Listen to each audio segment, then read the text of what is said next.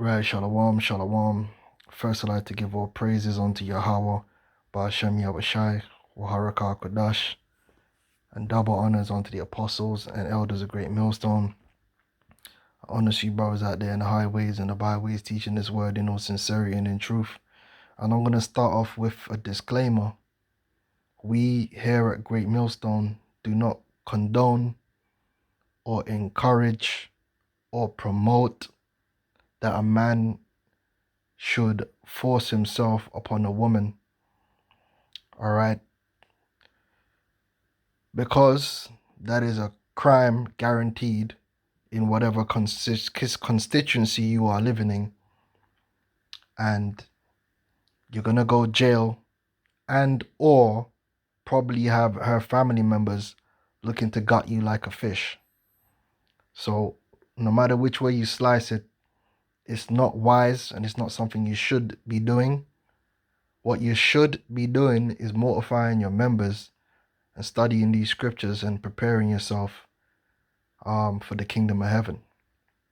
However, because this is a matter of the law and a matter of truth within the scriptures, we must discuss it and theoretically, like many other things, put ourselves in the right mind state and the right spirit as to what is right or wrong according to the Most High. And remembering that what is right or wrong according to the Most High does not necessarily dictate what you can and cannot do in this man's society. For example, according to the law, one would be justified to put a sodomite to death. However, forgetting, or should I say, in addition to the fact that we're under grace and we shouldn't be going around putting people to death anyway, that's not our job. Our job is to preach this gospel. All right? So putting that to the side, we're not in our kingdom to be dealing out judgment like that. All right? So, but theoretically, we know what the judgment would be if we were in our kingdom. So we have that understanding. And we also know that to be a sodomite is wrong and not to do it. All right? So when it comes to the scriptures, some things we know in theory. There's certain things we can't do, but that doesn't mean we don't, correct our minds, so to speak, as to what is the right or the wrong. So that's my disclaimer done. All right, don't do nothing stupid. However, for truth's sake, we got to bring it out. So I'm going to play this video and then we're going to deal with this situation. And the Bible condones rape. Really? Yep, Deuteronomy 22, verse 20. And, this is the thing. As we go into this topic properly, because this goofy Christian is going to completely mess this up. The Bible neither condemns or condones rape as you would define it. If you define rape as a man forcing himself upon a woman, the Bible neither condemns nor condones rape. Right? Rape is not a specific crime in the Bible, but it is attached to, for example, adultery, as we're going to show you in the scriptures. In the case of adultery, then yes, rape is a crime. All right? So it's a little bit more nuanced, and that's why you have to do some reading and have understanding. So the Bible neither condones nor condemns rape. It depends on the situation. 28 says if a man rapes a woman, he must pay the woman's father 20 pieces of silver and marry her. Okay, yes, popular verse that has fueled a lot of emotions for a lot of people. Which it would, especially in this society. But if you understand natural law, and you understand the scriptures as a woman would be with any man, you would know that this law isn't coming from the perspective of sexual, what would I say, the form of sexual violence which has permeated this man's society ever since the sexual revolution and women's liberation, right? The what I would call a toxic form of sexual deviancy, where you got men filled with deviant lust that just run around, randomly, grab up a woman, punch her up, violently, rape her and leave her there, behind a bin somewhere. Sometimes they rape and kill them. Sometimes they kill and rape them, right? And that's the image of rape when people think about it. You understand? That's the image that they have because of this society, man. It's so wicked, right? So demonic. You got your Ted Bundys and all these characters, which that's not what the scripture was talking about, nor did it have that in mind. We live in a world today where sex has no discipline whatsoever. Sex is completely casual. You understand? The idea of casual sex and fulfilling your lust is quite extreme in this society. I mean, you had prostitutes in the ancient world, but you best believe prostitution wasn't as prevalent as the casualness of sex is today. Sex is completely casual. Lust is completely out of control. In the ancient world, most men weren't going out on a Friday night and just grabbing up some pussy or getting pussy like that. Like the way sex is thrown around in this society, it's a madness, and that's through the sexual what's the sexual liberation. Most men got punani or through having a wife. Most men had wives. Most men that desired a woman desired a wife because of what it meant. Right? They were raised traditionally to want to build, to want to have a family. So they would build themselves as a man, and then the next step after that, once you've established yourself as a man in your father's house, would be to get thee a wife in order to continue the family, which is a business. And so that idea of family no longer really exists in this society. Children in the society is a consequence of lust. Do you understand? That's all they are. In this society, most children are nothing more than a consequence of lust, of casual sex, where it wasn't like that in the ancient world. So when you read Deuteronomy 22 and 28, you got to put your mindset into the mindset of an ancient man and understand that the man in that verse desired a wife. This wasn't a man that was drunk at a pub, stalking some woman and raped her and left her in a bush somewhere. All right? Doesn't it bother you? No, it doesn't. And why not? Well, because I know the context and proper translation of verse 28. It's not what you portrayed it as. Are you really trying to explain this away? No, I don't have to. The context speaks for itself. See, we all know the Bible has different translations. The NIV, for example, uses the word rape to define a long-debated phrase we see in translations like the King James Version, and they be found. Amazingly, the translators didn't consider the key you really want is lay hold, but we're gonna go into it. We're gonna let this Christian just totally butcher it, and then we're gonna go into it the right way. Context of the three previous verses. Which says what? Well, it says, but if in the open country a man meets a young woman who is betrothed, and the man seizes her and lies with her, then only the man who lay with her shall die. Key word being betrothed, because that's adultery. A covenant has been broken. Shall do nothing to the young woman. She has committed no offense punishable by death.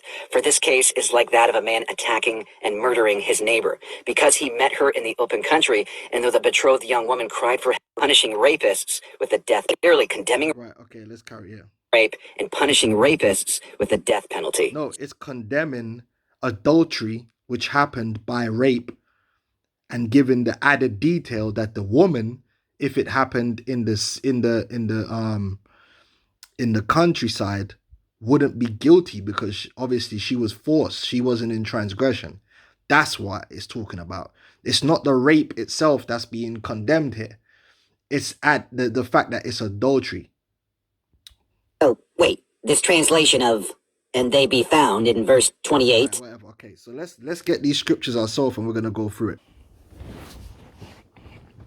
So let's look at Exodus 22 first. There's more than one way that a man could get a wife, and those ways are governed in the scriptures. So let's start off with this. Exodus 22 and 16. It says, if a man entice a maid that is not betrothed. So what's the key here? Not betrothed, right? There is no covenant being made between the woman's father and another man for them to be joined. So she's a free agent, so to speak, right? She's free for another man to form a contract with her or a covenant. All right. So it says, if a man entice, now the word there entice means to lay open, right? You ever heard the saying, oh, pause. This is, I'm saying from a woman's point of view, where a woman would say, he had me open. That means, you know, when you run game, so to speak, on a woman, or just something about you. You just that kid, you that man, you the man, yeah? And that woman just open. That woman is just ready, whatever you say, she ready to, you know what I'm saying? Well, I can't say we all been there, but I should hope that at some point in your life you've met a woman that was open to you. Do you understand what I'm saying? You ain't even had to, you know what I'm saying? She was open. She down for the cause. You know what I'm saying? Right? So you're in the village. Because remember, we lived in villages, man. Villages, cities, you grew up around people. And it just happens to be a girl in the village, you know, that is feeling you and you feeling her. You know, and one thing leads to another, and you know how that go, right? If a man entice a maid that is not betrothed and lie with her, meaning he penetrates her, he shall surely endow her to be his wife. Because you see, in our society, right, the pressure is for marriage. Marriage is functional. Marriage is, well, marriage with two functional and two you know, what should I say? Yeah, two functional individuals is productive. Whoredom is not productive. And if you want to know a measure of the efficiency, the productivity of a people, look at how many whores there are. If there's just whoredom running rampant, there's something wrong going on. And whores are just not productive. Whores are only good for one thing, and that's for a moment of pleasure. Wives, all right, is how you build a family or you produce something which is of value. So, of course, the law and our tradition and our culture is pushing towards a man getting a wife more than a man being like, for instance, I'll give you an example, man.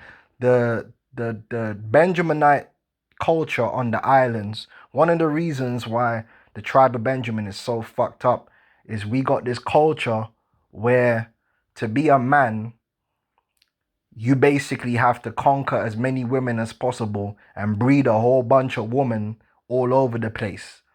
Now, there's nothing wrong with a man having more than one woman, but a man's supposed to ultimately have more than one wife if he has the means to carry out that kind of business, right? Because at the end of the day, a wife is an asset in your business. You use a wife not only for her productive capabilities on a day-to-day basis, but in her ability to create new assets, which are children. And children are short-term liabilities and long-term assets,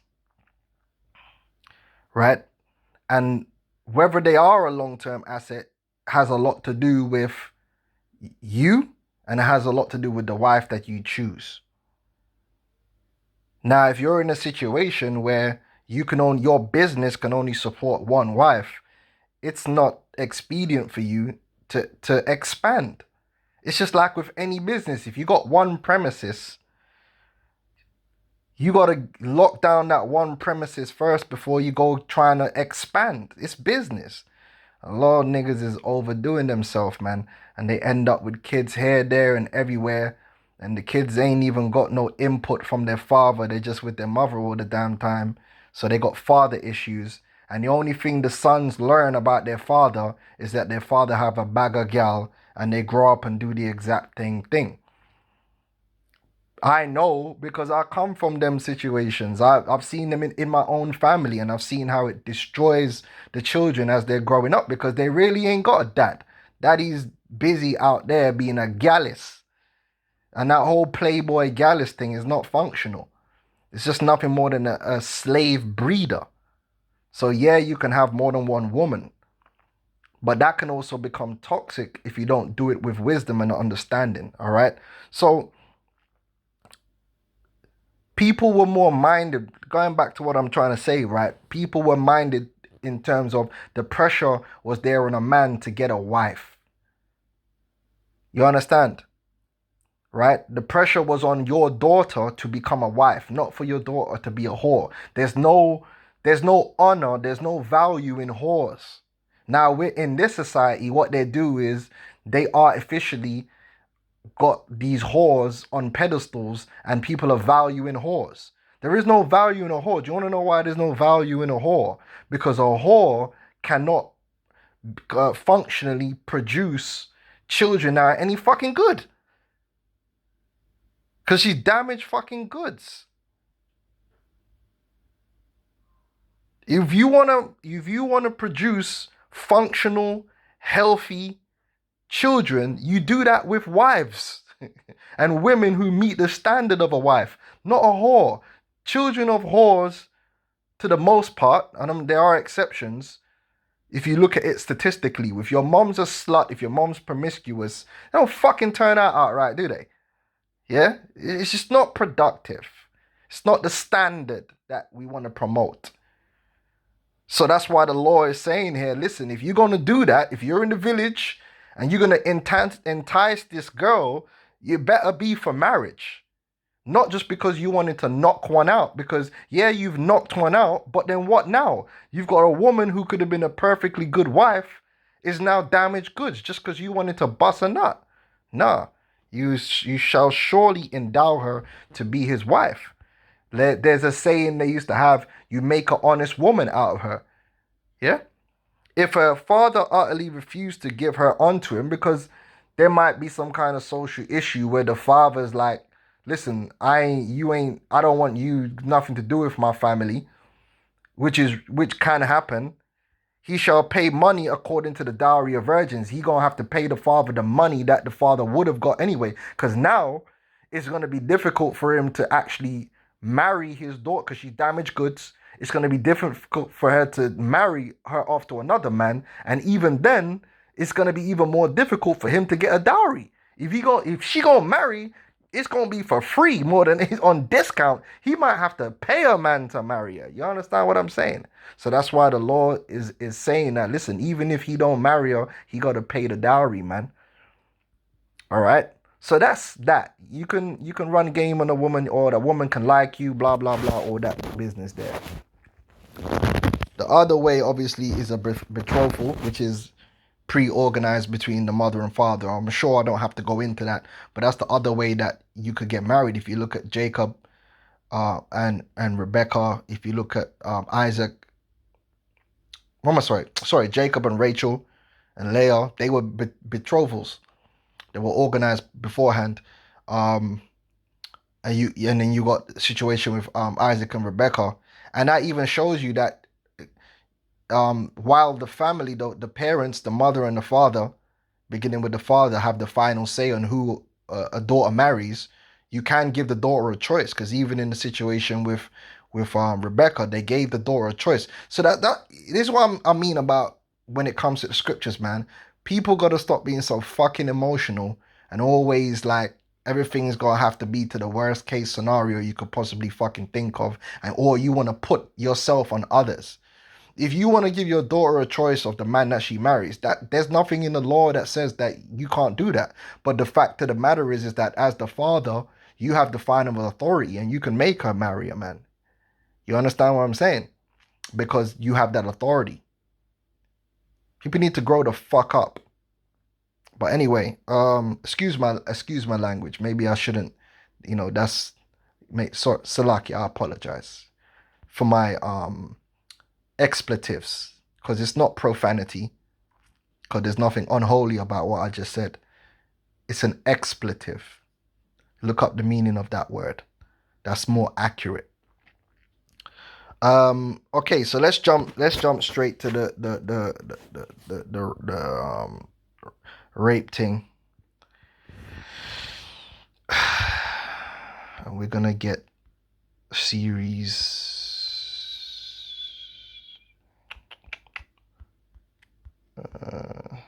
Right. So what we're gonna deal with now, what the scripture is gonna deal with is different instances of rape and what to do in that instance, as it is related to the breaking of other laws, i.e., adultery. So,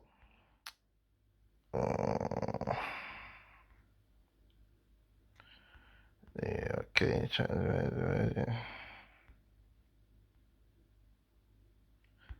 Yeah, okay, no. Right.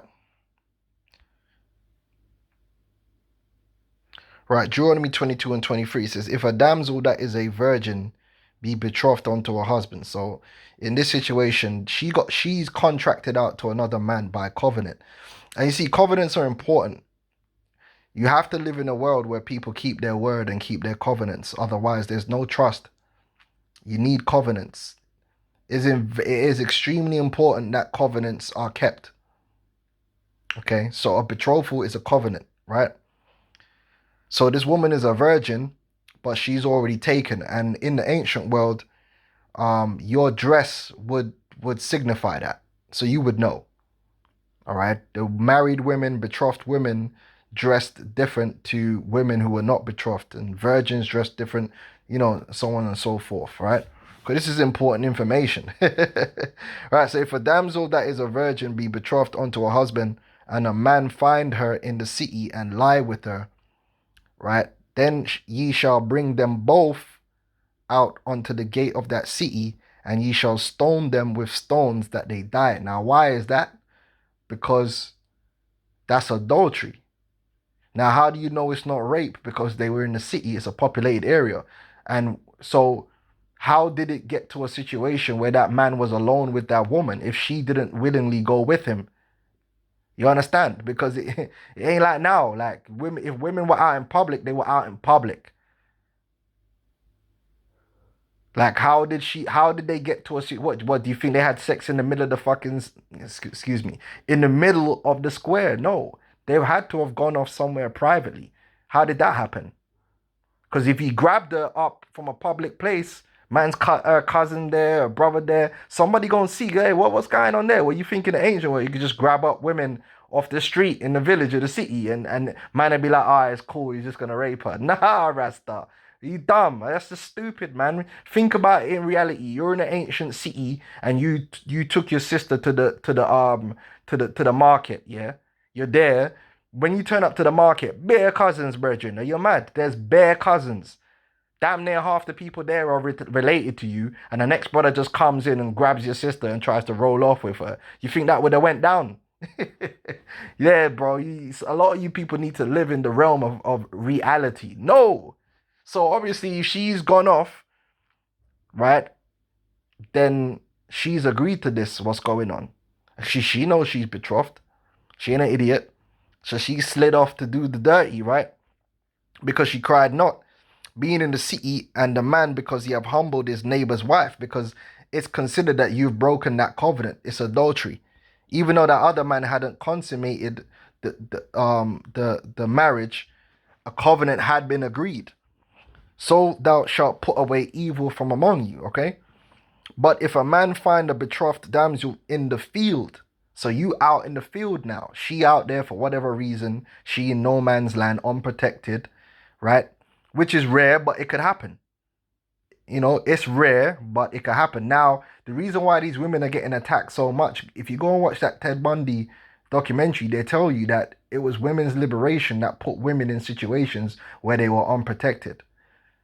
It was difficult for men to get to man's sisters and man's mothers and back in the day, because they were always in a women would always be in a situation where they were with their husband or with their cousin or uncle or some other man they know, or around men that they know. It wasn't until this modern day society where women are out there just across the city in some random place where she don't even know nobody, coming home late at night.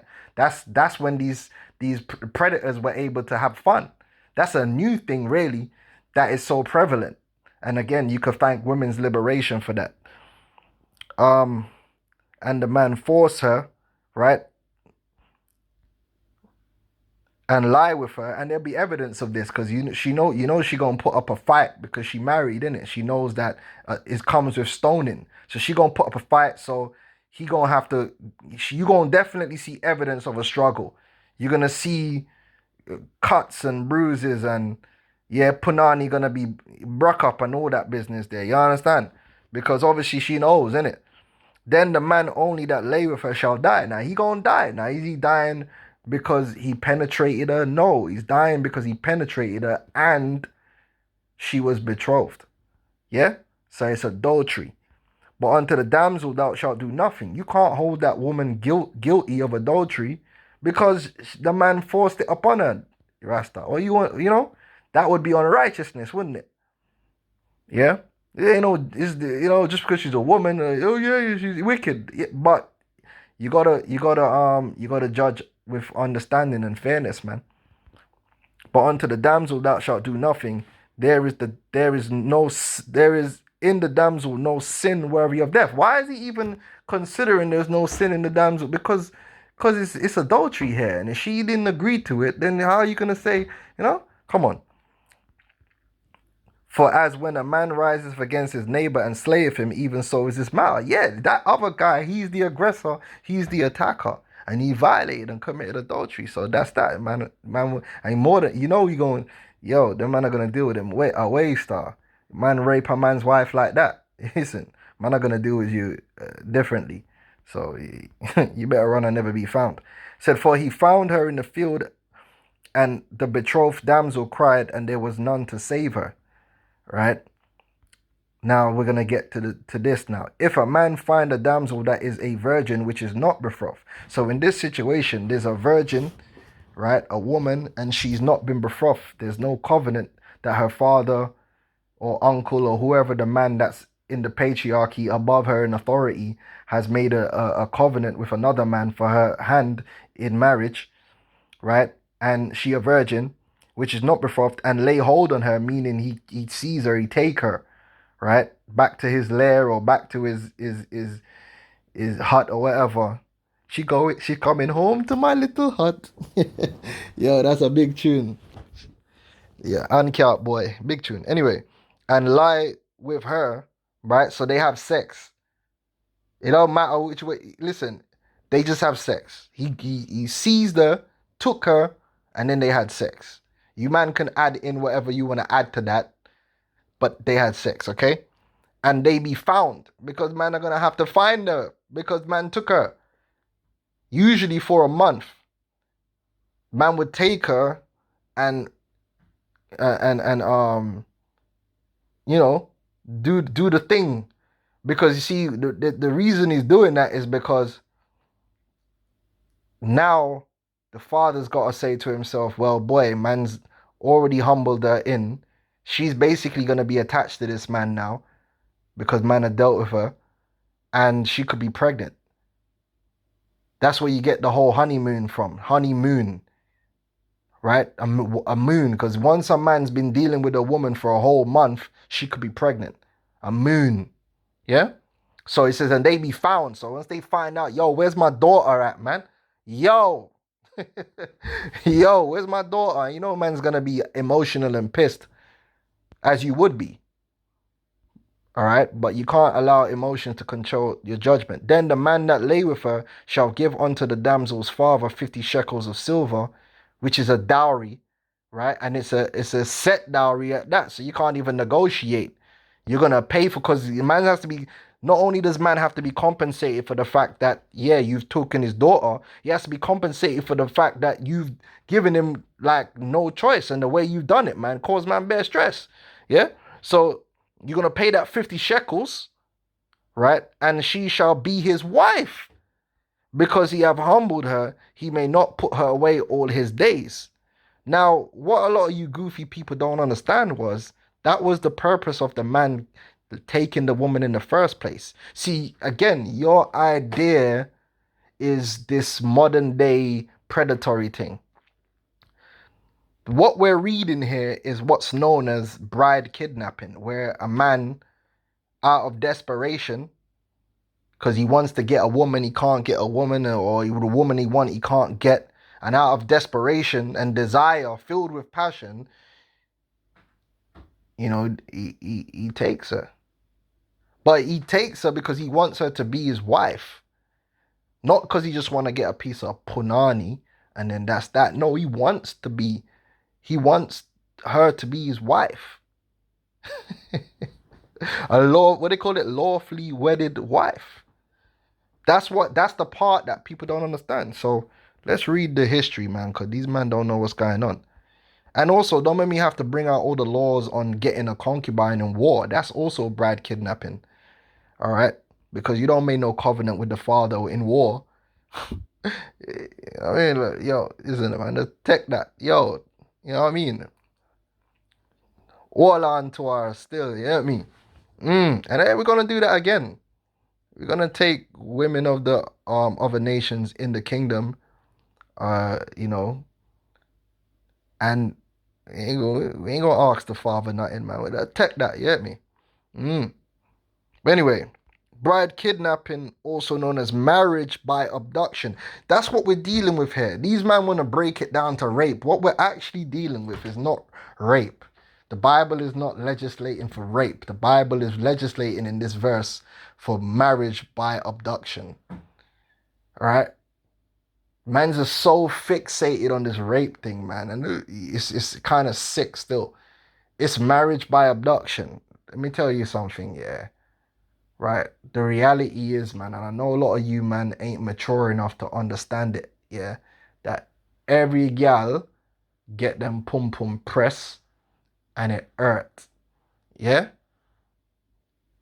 Every gal, whether she a big gal, fat gal, skinny gal, tall gal, short gal, yeah? It don't matter which gal, lawyer gal, police gal, it don't matter which gal it is, yeah? When a man put it in for the first time, it must hurt, yeah? Yeah? That's just how it goes, man. That's how the thing's set. Like, you, man, are just so emotional, it's unbelievable. But the Bible tells you that a woman would be with any man, yet one daughter is better than another. But a woman will be with any man. This has been proven throughout all history. You man are dealing with this romanticism.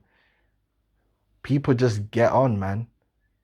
Get on with it. Man start press it and they start bonding. But anyway, bride kidnapping, also known as marriage by abduction or marriage by capture, is a practice in which a man abducts the woman he wishes to marry.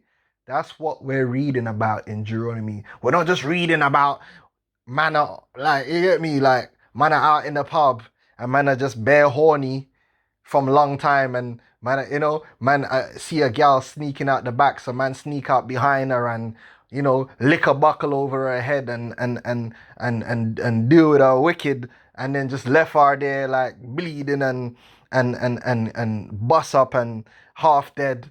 You know, what do you call it? CSI Special Crimes Unit. That's how you man are thinking about things, man. Like, that's your world, innit? So that's how you think. Like, we're not even on them things there, man. What we're talking about is the Conan the Barbarian thing, man. Man see a woman and he wanna marry her, and he just take her, man, pop her, and she gonna be in his house. She gonna be cooking and cleaning, and man are gonna be dealing with her like how you deal with a wife, man. And you, man, love her.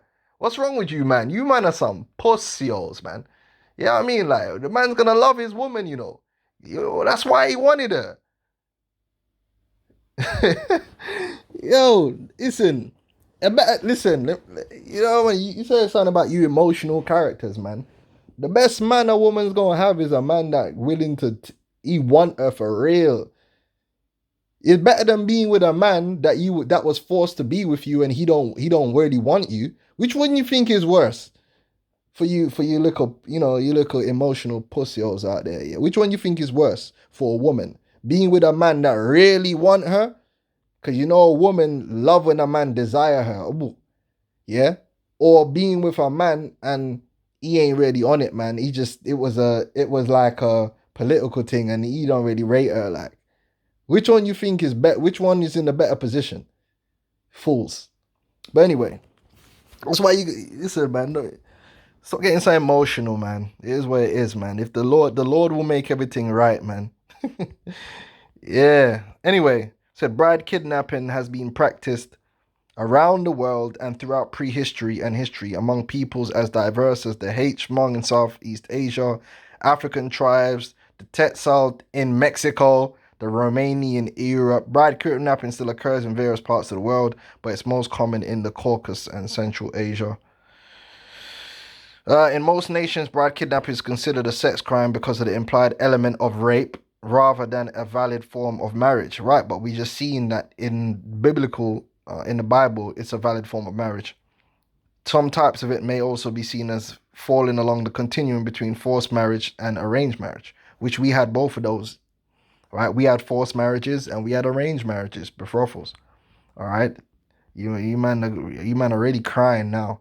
The term is sometimes confused with elopements in which a couple runs away together and seeks the consent of their parents later, right? Now that would if I had to running away, that would be the enticed thing. In some cases, woman cooperates with the accedes to the kidnapping, typically in an effort to save face for herself or her parents, blah, blah, blah. And you can go read this article and it's going to go into even the Americas.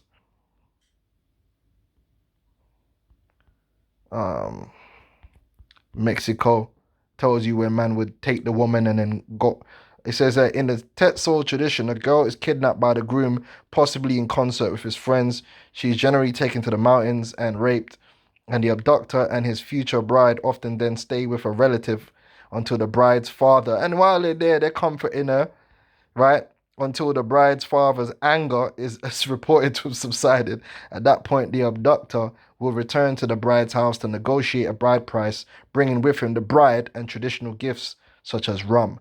Now, look, man, is it the go-to way to get married? No, it wasn't, but it's a way, and it's in the law, right? Like I said, more time, the other forms of marriage would be like just make more sense, you know.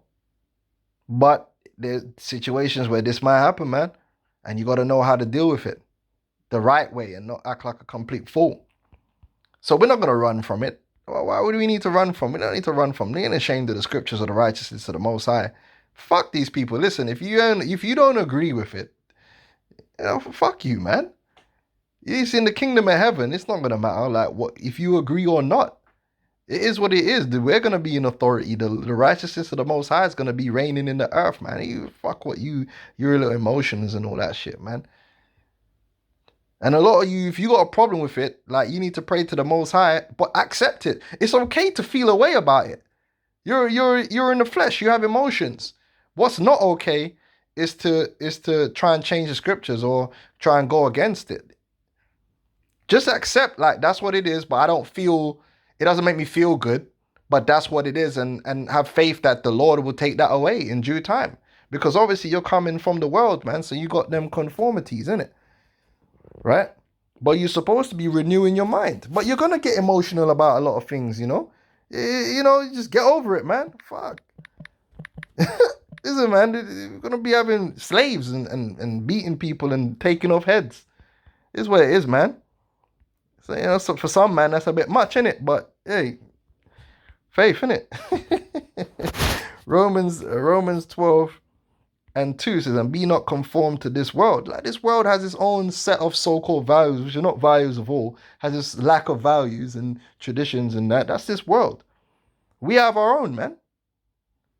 Right? But be ye transformed by the renewing of your mind. You have to change your mindset. You have to really be mature about things and think about things in a proper way. And like I said, you can't apply the modern day mentality to ancient principles, man, because it don't work. Like I said, that's why you get man, they come into this truth, they find out you can have more than one woman, and they try and apply this modern day lack of discipline and lust to that doctrine to justify why they're running around here like a fucking idiot, man. Having sex with everything, or trying to have sex with everything that moves, and have fucking eight fucking kids by 4 baby mamas. You can't even fucking fund them damn kids. Them kids are suffering, right? And you don't even see them kids. You don't even have no input on your children being raised. And then like what the fuck is you doing? Oh yeah, because you can have more than one woman. But not every man in the ancient world had more than one woman. You do know this, right? You think every man in the ancient world was fucking King David and King Solomon? They were King David and King Solomon, brother. They were rich. They had a massive business going on. They had, you know what I'm saying? You work in fucking McDonald's, man. You think a lower level servant in the ancient world, in ancient Israel, had 8 wives? Are you fucking retarded? You gotta fucking grow up, and that's what I mean. You gotta grow up and put things in their proper perspective, man, with wisdom and understanding. Not just feeding the flesh, which is what this world is all about, man. Sensualities, right? But be ye transformed by the renewing of your mind, that ye may prove what is that good and acceptable and perfect will of God. And that's really what it all comes down to, man. We just need to understand what the law is saying and what's right and wrong. However, you heard the disclaimer from the beginning of the video. We're not here to be going around. The Bible tells you to mortify your members. So it'd be better if you just leave women alone completely. But if you're going to deal with women, like, you best be smart about it, man, and don't do no foolishness, man. Don't be going around trying to grab women's asses, and you know what I mean. Don't be a fucking creep, man. You know what I'm saying? Like, just if you're gonna get a woman in a peaceable manner that avoids you going to fucking jail, man. You know what I mean? But I would think you'd be fucking smart enough to understand that. You get me? Like, and it ain't hard to get a woman. You know what I'm saying? Like, fuck me. It's just that, yo, you gonna get trouble in the flesh, man. You gotta be careful out here, boy. Woo! You be in the problems. Listen, let me tell you the truth, man. Every time man have had the side piece thing, whatever, which is side piece thing is bullshit. That's what I mean. Side piece. What kind of bullshit is this, man? You're supposed to have another wife, man, or a concubine, or you're dealing with a prostitute. What the fuck is a side piece, man? And you gotta hide it and all this. This is bullshit, man. This all that's extra energy. Oh, I got a woman that I'm hiding. What the fuck am I? What the fuck do I look like, man? Listen. It's bad. It's hard enough having a woman and children and a job, and then having to do this truth. Then now I gotta have a side piece. Now I gotta, you know what I mean? Nah, fuck it. Every time I fucking, you get that lustfulness and that desire, and you go out there and you want to expand. It always ends fucking in fucking stress and pain and fucking sorrow. So my suggestion for you is, if you're gonna be in this truth and you must have a woman, have one fucking woman at a time. That, trust me, that's more than enough fucking problems. That is more than enough fucking problems. Believe me, because when you got 2 women, you're double trouble. Double trouble. Was that Beres Hammond tune? It's locked up in my bed. I'm so tired. I know Apostle Gabar, he'll know about that tune. Okay, Beres Hammond, Double Trouble. Yeah, you're gonna get double. You already get, actually, when you got one woman, it's double trouble. It's not one trouble, it's double trouble. So if you got 2 women, that's quadruple trouble. Nah, fuck that. It's some next fucking log cosine logarithmic fucking calculation. It ain't even double. It's some next shit. It's going up exponentially. So if you got like 2 women, you gotta like times that by 8, not 4. And then if you got 3, you gotta times that by 18, and it's just going up. Like it's just problems, man. Every man I know, like all them gallus man out here, they always got problems, man. You know what I mean? So we ain't really supposed to be. Let's read it, man. Mortify your members, man. I know, every brother I know that's got that playboy spirit, they ain't fucking last long, man. Yeah, they don't fucking last long, man. Cause them women will fucking destroy you. They just suck all your fucking energy, and it's your fucking fault because you're weak. It's not even the women's fault. Like, yeah, it's their fault. They're demons, but you're a fucking demon as well. That's why you're infatuated with them and don't have no fucking discipline, man. Like, hold it the fuck down. Do a video, man. Study the Bible, man. Niggas always want to be out there looking for fucking gal. Fuck is wrong with you, man? Anyway, Romans 8 and 13. For if ye live after the flesh, ye shall die. But if ye through the Spirit do mortify the deeds of the body, ye shall live. Right, man. Remember the scripture tells you this: the carnal mind is enmity with the Most High, in it. So that's why you can't feed into the flesh. You can't judge by the flesh. You can't judge by emotions or your lusts or your desires, man. You got to just go by the Spirit and what's in the scriptures, man. And that's the bottom line. So it is what it is. So like I said, the Bible neither condones nor does it justify rape in itself. It depends on the situation, but under no circumstances in this society should you be groping or now man ain't saying, obviously, you know how the thing go already, yeah, you know what I mean? Like, you might be at a party and there's some single gal there and you might grab her, you know what I'm saying? But you gotta know your setting, innit? You gotta know your setting, innit? You know what I'm saying? Like, a certain thing, like, say if you're a Benjamin, you know how the thing go already, like, but you can't be going to work and that and be grabbing up gal and all that. You're gonna listen, you gotta know your setting, innit? I'm only joking, man. Listen, don't be grabbing up no gal. Don't do no foolishness, man. Just keep it on the straight and narrow. And in the kingdom, we're gonna get women, man. It's not. I don't even like to put a number in it because it's irrelevant. I'm just gonna get women, and I'm gonna enjoy my women. I'm gonna enjoy my children. I don't care about numbers. You get me? I'm just gonna enjoy life.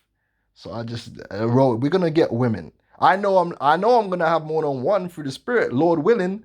You know what I'm saying? Because, you know, man, like, I'm a man, innit? And I'm definitely, Lord willing, gonna have the means to have a great house. And part of having a great house is you're gonna have more than one woman. Because like I said in the video, family is a business. Women is an asset which helps to extend that family and produce other assets.